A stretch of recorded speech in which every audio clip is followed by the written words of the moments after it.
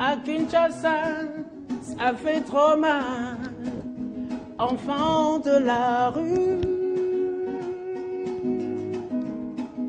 sous les étoiles, c'est ça mon toit. Pour qu'il y ait un go mabe, on a nini kakangai. Abotimba kende, natika mwanetike. Alinga pongi nandako, oyanga na seanzete. O mwana nangai bunga nako, mami telengano, oyo pasi. Olivier Tshimanga, bonsoir et bienvenue sur ce plateau. Bonsoir mon frère. Un homme qui n'est plus à présenter. Il y a au mois de décembre, je crois, vous êtes arrivé à Kinshasa, vous étiez sur ce plateau. Oui. Alors, 4 mois après, on vous sent toujours à Kinshasa, on se dit, mais il n'est pas encore reparti. Ben non. Pourquoi? On peut dire que c'est retour aux sources pour s'inspirer, ou depuis que vous êtes là pour la sortie de l'album, les choses ne semblent pas marcher telles que vous le vouliez? Non, mais d'abord, le Congo, c'est ma terre, c'est mon pays. Et comme j'avais précisé depuis le mois de décembre, si je suis là, c'est par rapport à quelques projets. Le projet du lancement de ONG, Olivier Tshimanga, et surtout pour le concert du 5 avril de ce samedi.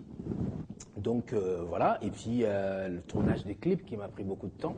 Et vous avez fini les clips? Oui, j'ai fini presque tous les clips. Et surtout pour le concert du 5 avril qui aura lieu ce samedi, le samedi prochain. Et aussi les répétitions avec mes 60 guitaristes. Pour, on va en parler 4 mois à Kinshasa. On se disait qu'Olivier Tshimanga était perdu quelque part. Non, pas perdu, mais déjà je l'ai dit, c'est mon pays. Vous savez, quand on est habité par des objectifs, des ambitions, surtout par rapport à mon pays, il ne faut pas venir pour 2 semaines ou 1 semaine. Il faut venir voir le terrain, voir un peu, rencontrer les gens, voilà, voir comment ça se passe. Et Dieu merci, et il y a le nom, il y a la Tshimangologie qui est là et qui m'a permis d'acquérir certaines choses. Et puis, ben voilà.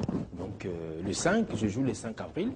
Et il y a la fondation Olivier Tshimanga, il y a mes 60 guitaristes, le projet Tshimangologie Guitare, qu'on aura à parler. Je vais vous expliquer c'est quoi. Et puis bon, voilà. Alors, moi j'aimerais quand même ce retour aux sources, ce retour au pays, à Kinshasa. Qu'est-ce que ça a mené aujourd'hui, après plusieurs années passées à l'étranger, dans votre carrière maintenant? Qu'est-ce que ça a apporté en ce moment, lorsque vous allez retourner? Vous allez vous dire, pendant ces 4 ou ces 6 mois que vous serez encore ici, qu'est-ce que vous avez ressenti? On peut appeler ça retour aux sources, nouvelles inspirations? Oui, en tout cas, c'est un retour aux sources, c'est comme on dit. Et puis, surtout, ça m'a redonné encore une force énorme.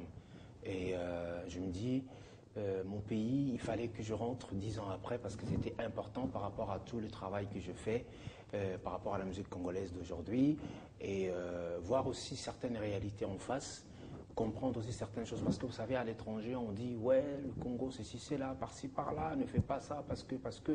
J'ai dit non, le Congo, c'est mon pays. J'y vais. Je vais y rester un temps, voir, mais j'ai compris que le terrain est encore vierge. Voilà. Alors, pendant ce temps, pendant ces 4 mois, beaucoup de choses se sont passées. On a perdu des artistes, on a célébré, on a fêté aussi des artistes. Je peux très rapidement parler de King Kester Menea qui est parti, quelqu'un avec qui vous avez travaillé aussi. Ensemble, c'est une grande perte qu'aujourd'hui qu'on peut mesurer à quel degré? En tout cas, honnêtement, c'est pas parce qu'il n'est plus là, mais je pense que c'est maintenant que je commence à sentir qu'il y a un King qui est parti. Parce qu'il était un peu particulier. Il avait une autre philosophie par rapport à la musique d'aujourd'hui, même pas d'aujourd'hui, mais quand il a commencé à chanter, parce que c'est un artiste à thème. Il défendait des thèmes et puis il parlait des choses à venir.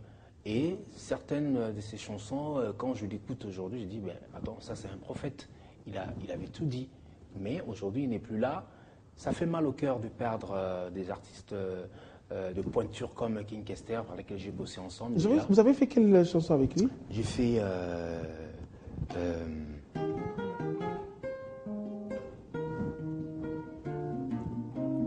Daisy. Ça c'est Daisy. Il y a eu aussi...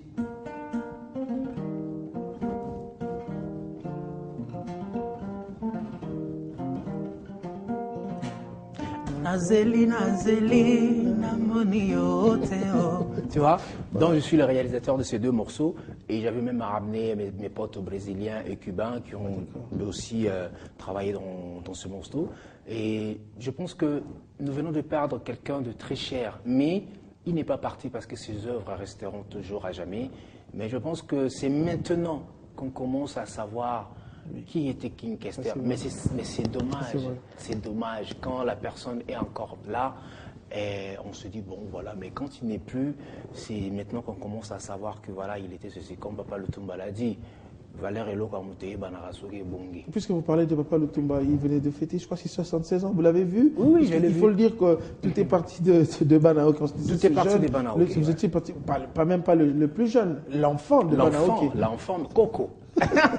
Je suis parti de Banaoke, c'était Coco. Il y a Banaoke. Et un grand merci à Papa Simaro, parce que c'est grâce à lui, la Timangologie est ce qu'il est aujourd'hui.